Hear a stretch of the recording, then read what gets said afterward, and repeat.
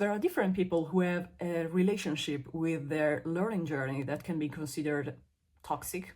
I mean, to some degree, of course, there are different levels of toxicity. But today I would like to talk about those who don't see their own progress. I could actually summarize it all in one sentence. Go somewhere, online or offline, and start speaking with as many people as possible. This is crucial. And base your self-assessment on their reaction. It's not enough to be in touch with 1 or 2 cases, because we are not statistics, I'm sorry. They are a too small sample, so you have to keep going out and have a reality check next to classes. Forget about me. In fact, in order for this to work, I must not be around, and not even in your thoughts. I mean, I want you to succeed. I have a positive attitude toward you. So my feedback, however genuine, will always carry a part of bias, let's say. I actually have a lot of self-restraint when it comes to compliment, but unfortunately sometimes karma gets to work when I find people who are even stricter with themselves than I am.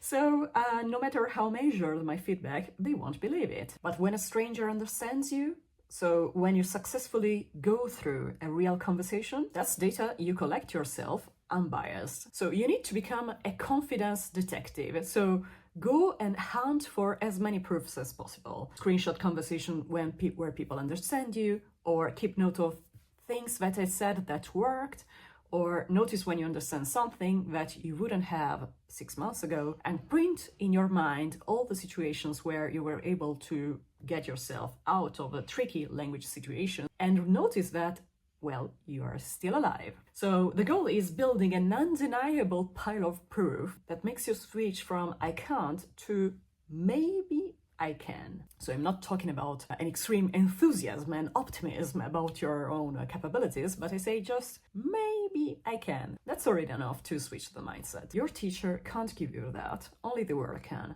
And I went through the same thing from another point of view of my life. In 2018, one of my life's idols, Martino Guglielmi, told me, don't quit your language communities, you will end up working with them. And it was understood that I had to be self-employed to do that. But I mean, I was like, what? Martino is a guy who graduated in African studies and worked in a corporation, one of the big 4 consultancies, academia. And at the time, he was still at the beginning, let's say, of his journey as a freelance consultant and stuff like that. He would organize some informal meetups in Milan. Make sure to check it out. Now he is going to set up a proper, fully fledged business consultancy for entrepreneurs wanting to work with Africa, but on fair terms. To go back to my story, my idea was, how could I possibly not end up under a bridge? I mean, that's absolute certainty for me. It was obvious that I would have not succeeded. I was terrified, and I was really traumatized by university and high school. Freshly graduated, I was just begging businesses to hire me, and every no was actually a confirmation that what my family had always told me, so that I was smart, I had potential, whatever, was a scam. I knew that it was a scam, and now I was finally uncovering the truth.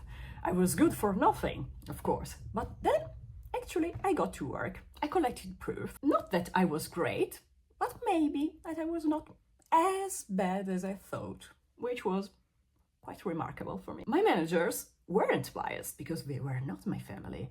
So they could sack me at any time if they wanted to, of course. Pretty easy to sack people in Belgium, and they actually fired the guy who replaced me after 2.5 months, so probably I was really not so bad. That's actually all of what you need. Evidence that your harshest assessment probably are slightly off, and then you have to let this realization flourish and compound. If you're in a relatively big city with international people around, search for meetups like Language, Conversation Table, and Town. There are similar initiatives for English also in smaller towns nowadays. For example, in my hometown in Italy, 46,000 people. But also, social media are huge village squares, actually. If you're not into them, I strongly recommend you to waste a handful of minutes to set up a profile and start commenting. You don't need to post, just comment. You can comment on Substack, which is probably the most goodwilling platform around. You can comment on Instagram, even though interactions aren't always that great. Comment on Facebook, for example, on my birthday, January 14th, I have had plenty of messages there. So apparently some people are coming back. I don't know. Comment on YouTube, comment on LinkedIn. Literally, you just need 10 minutes a day. And all of this could earn you a lot of proof. I haven't mentioned language exchange platform yet. Why? Because honestly, unfortunately, they have become a weird version of Tinder. So they can work, but you need to invest, in my opinion, more time than just making a profile and find out some posts where to write stuff. They can be good, but unfortunately it takes time and I just get bored way too soon to find the right match. That's why I prefer much more commenting. You don't need a picture. You don't even need your real name. For example, I met my boyfriend on Facebook 15 years ago. Oh my goodness. He had no picture and a fake name, and we've been together for 10 years. So, so actually the opportunities are just there. Which one are you going to pick? Let me know in the comments. And if you want to know more about how to build fluency when you have nobody to talk to, which is a very frequent situation for most of the people living in provincial cities and so on, make sure to check out this video.